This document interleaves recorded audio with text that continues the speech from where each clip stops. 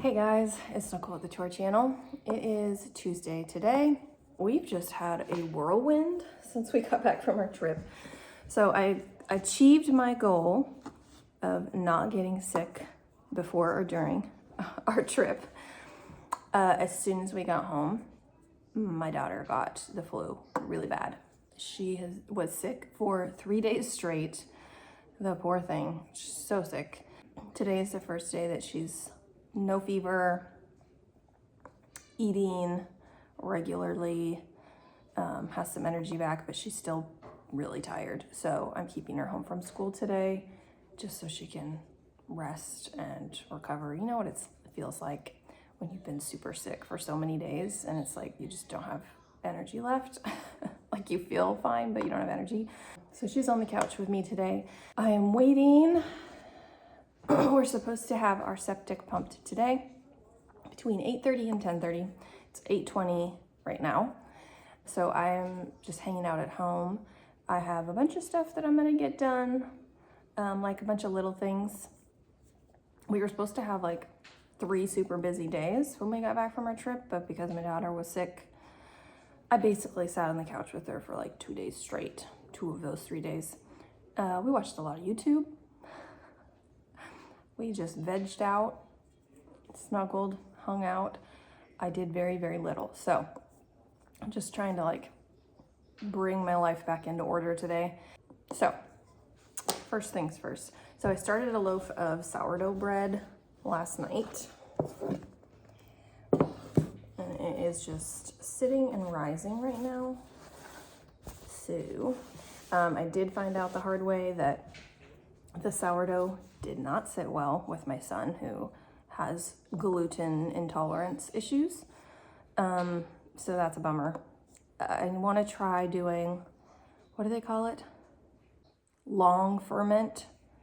But I like asked my friend how she does it and I read up online a little bit and I'm so confused by it. I don't know why I'm so confused. I can't wrap my head around the long ferment process. So if you have tips how to do a long ferment sourdough, specifically like a sandwich bread, because that's what we want. Like we want sandwich bread. But the directions for this recipe, which is Farmhouse on Boone, says to not over ferment it. So I don't know.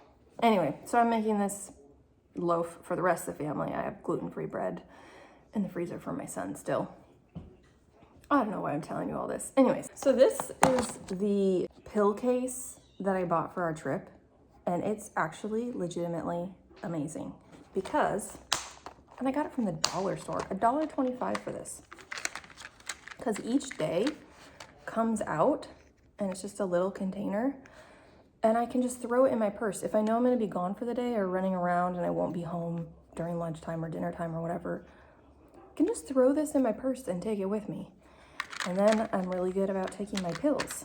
Anyways, so I'm gonna use this for like everyday regular life too, because it was so convenient for my trip. So I'm gonna fill it up right now and I'll show you all the pills that I'm currently taking because it's a lot.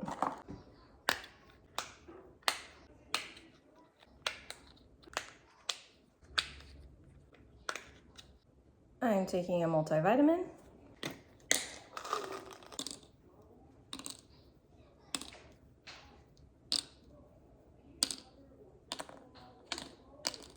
I'm taking 2 doses a day of the Optiferin C, which is an iron supplement because my iron was extraordinarily low.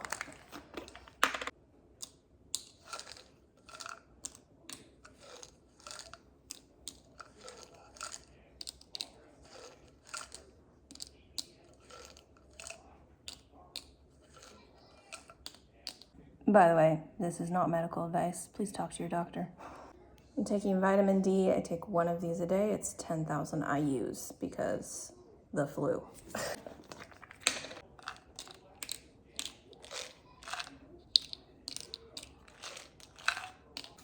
I'm currently taking 2 different probiotics, but only because I bought this for my kids and they didn't like it, so I'm eating them. And then I also am taking Extra Care Digestive Probiotic. It has 50 billion CFUs, 12 different strains. And then this one I think is just like one strain. Yeah, and 1 billion, so.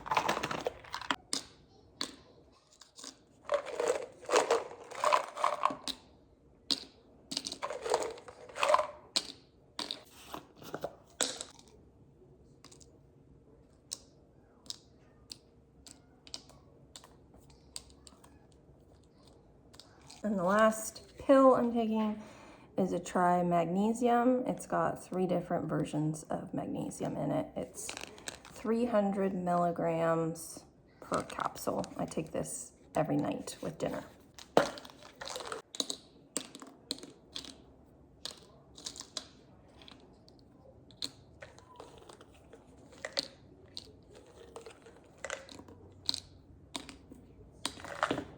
And this is not a capsule, but I take this twice a day right now. It's Thorne brand Ovarian Care. And let's see, just has like a good amount, 167% of your daily value of folate. It's got a, I don't even know how to say these things. Here, I'll just show you. I don't know if you can read that, but that's what's in it. You just mix this into a glass of water twice a day. So I leave it on the counter and do it with breakfast and lunch.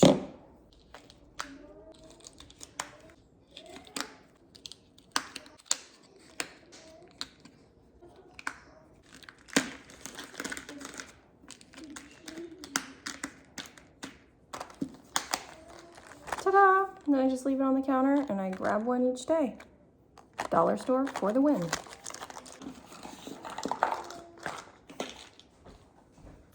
All right. Ooh, the sun's shining just right. Here's my to-do list for the day. So I did my pills. I need to do dishes, photos, mail, fireproof documents, bread. I'm already working on laundry, to-do pile. I'm gonna go water my plants right now. Do you want to say hi to YouTube? She's listening to her Yodo player. She has her narwhal and jelly collection. This thing, best Christmas present ever. Would you agree? It's been good. It just has little audiobooks of these books, which she loves them, and she listens to them over and over. She also has music, but we're just doing audiobooks right now. Don't look at my sink, it's disgusting right now. In my defense, we have to do all of our teeth brushing at our kitchen sink because it's the only one that has filtered water that's safe to drink. So it's always covered in like spit from my kids brushing their teeth. That's why it looks disgusting. I haven't watered my plants in like a week and a half probably, so they definitely need it. There's my son's little birthday decorations from his party this weekend. Thankfully, we were still able to have his party. I let all the parents know that my daughter was sick and they still opted to come. So I was glad that he still had a good time, and I just kept her tucked away, safe from all the other kids.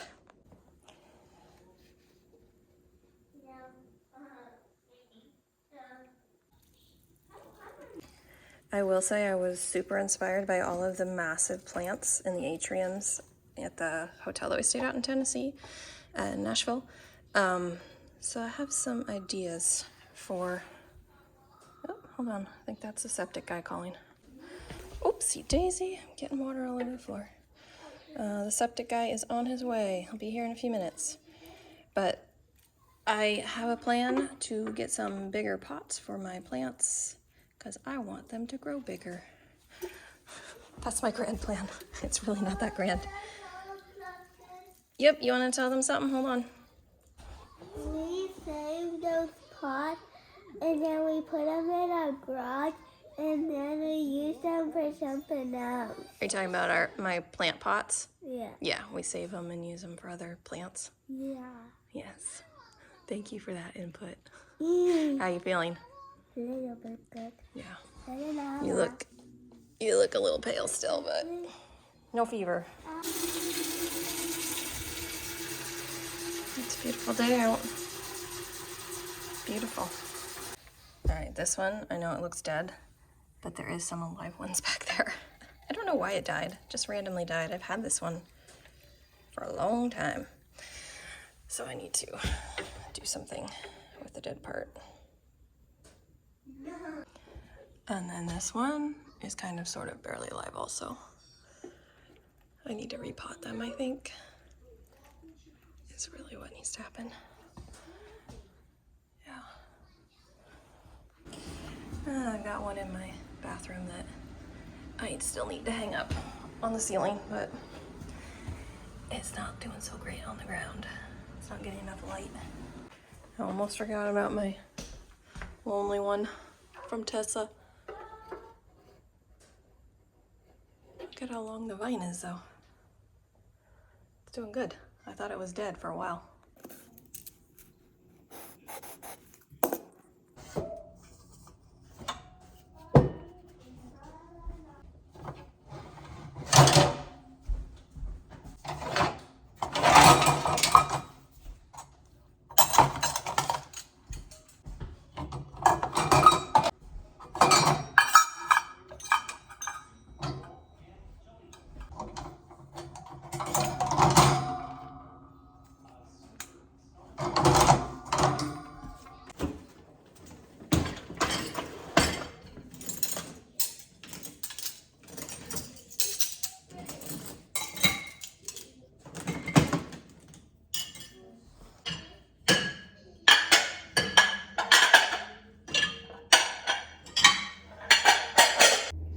Septic guy is here.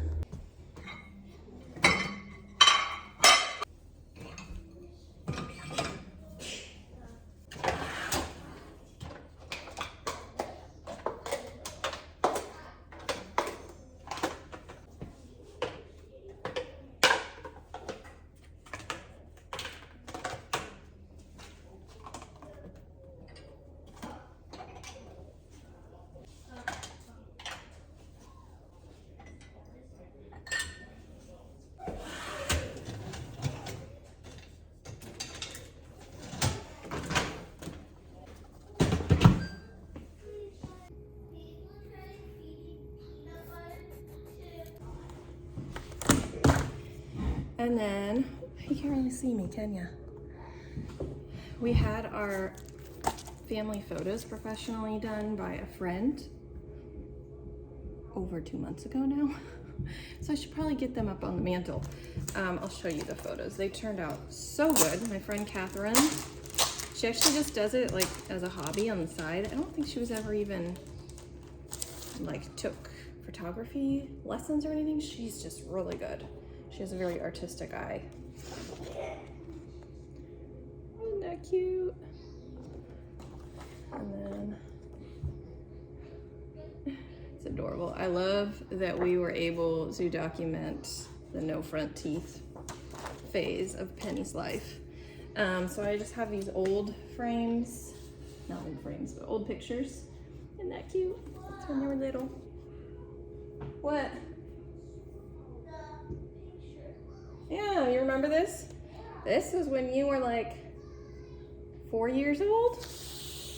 4 and 7, I think. Yeah, it's the summer she turned 5. And then I bought a frame as well. So I'm just gonna put them in the frame and then put them up on the mantle.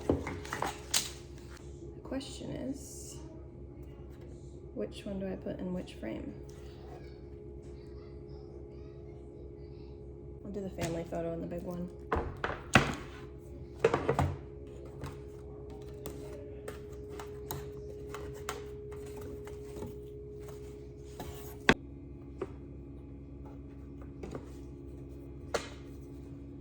Oh, that's a cute one. This one's a little dusty because this is an old frame. I might need to clean it first.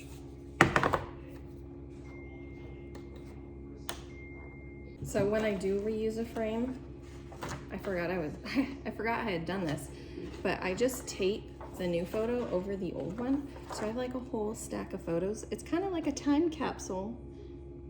Like someday I'll open it up and I can like go through, I mean, it's not like every year I get a new photo, but it's kind of sweet to look back and see like the evolution of our family photos and the kid photos and all that.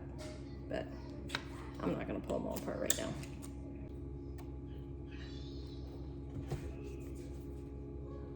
Ta-da! It's a good one. Okay, let's put them on the mantle. Photos up here on the mantle. Ooh, but it's so dusty. So dusty. You should also take mine off. I need to clean it.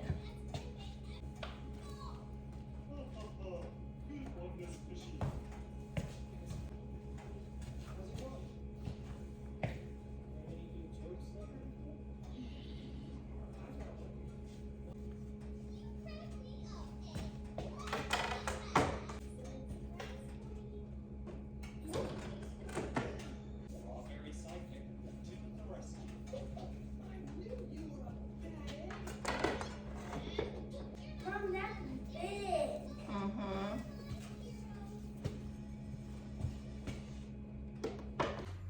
I'm just gonna keep it super simple and just have photos up because it gets so dusty and sooty from us having a fire all winter long. So just keep the decorations off. They were pretty gross. Photos, boom. I want to be. You wanna sit with me? I want to be. All right, next I have mail. I need to figure out fireproof documents, and I have a to-do pile. All of this right here. So I'm just gonna go through it real quick, and we'll just do this fast. Ready, set, go.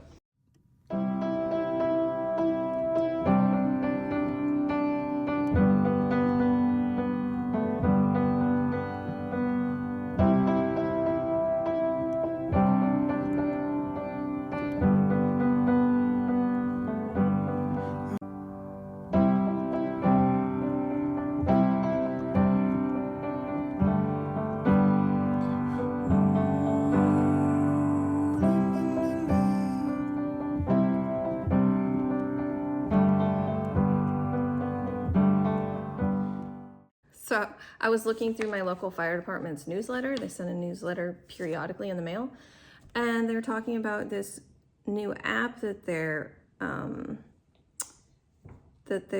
encouraging people to get. It's called Pulse Point Respond. Oops.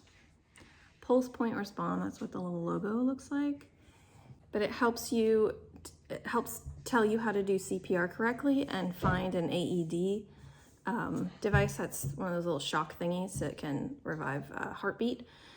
But this is just super cool, and it can notify you if there's somebody nearby that's having a cardiac arrest and they need help, like if there's somebody with them that doesn't know how to do CPR or something. It's got like a CPR how-to you can click on, and then it'll walk you through, because I feel like in an emergency I would not be a very good help.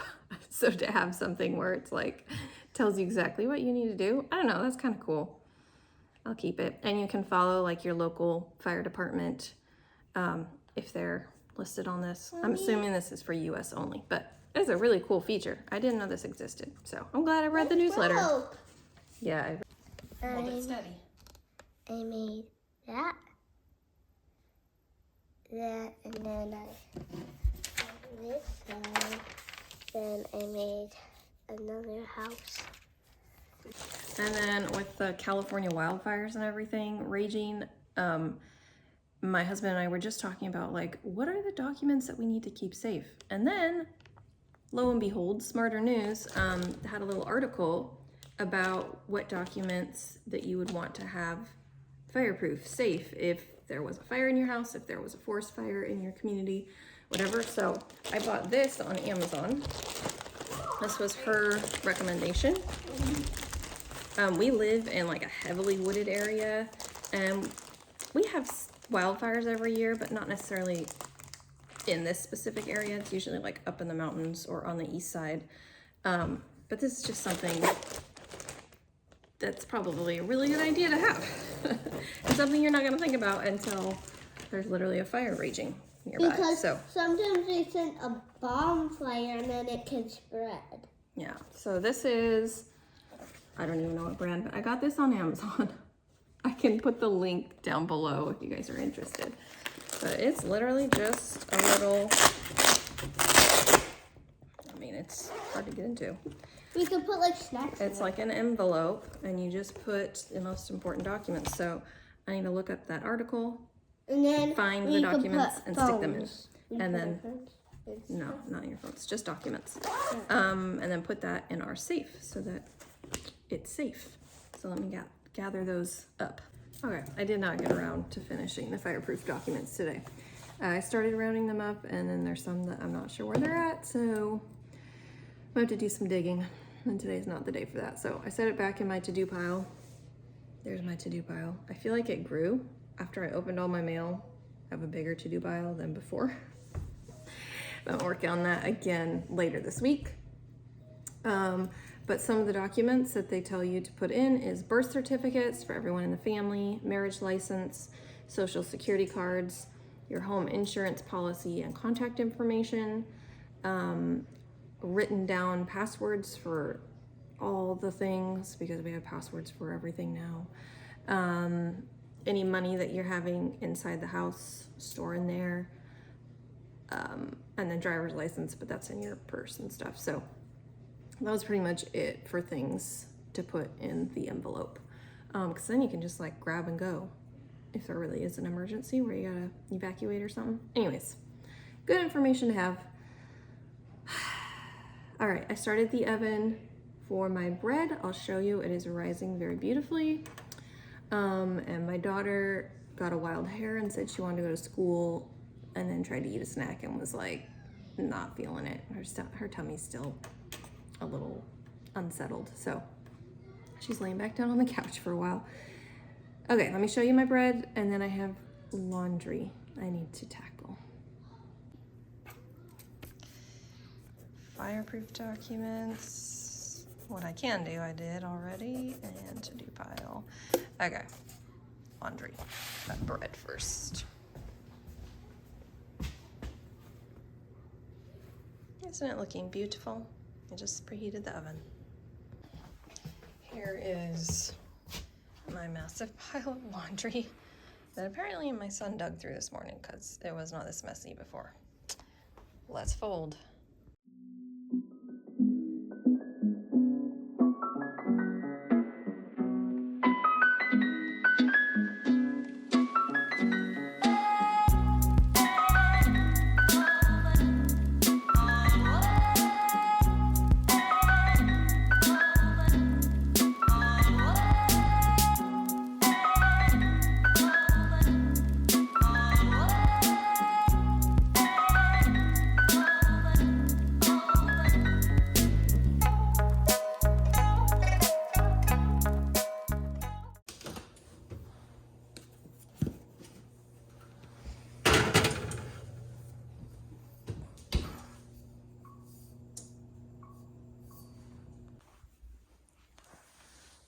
She's sleeping again.